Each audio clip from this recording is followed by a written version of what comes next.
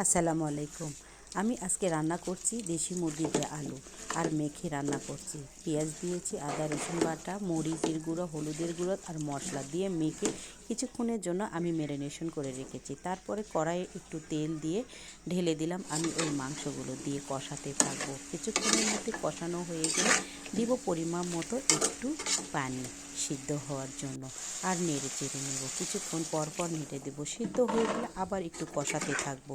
কষানো যখন হয়ে যাবে তখন আমি অন্য একটা কড়াইয়ে পেঁয়াজ দিয়ে সম্বার দিব, বা তেলানি চাল যেটা বলেন। আমি এইরকম করে আজকে রান্না করব দেশি মুরগির ঝোল। আর একটু মাখা মাখা কেমন হবে আজকে। যদি ভালো লাগে থাকে প্লিজ আমাকে একটু সাবস্ক্রাইব করুন, করে আপনারা আমার পাশে থাকুন আর আমাকে আগামী ভিডিও দেওয়ার জন্য আপনারা সাহায্য করুন। কেমন হয়েছে আজকে আমার রান্নাটা? যদি ভালো লাগে থাকে তাহলে আমার পাশে থাকবেন আপনারা সবাই। আল্লাহ হাফেজ। আসসালাম।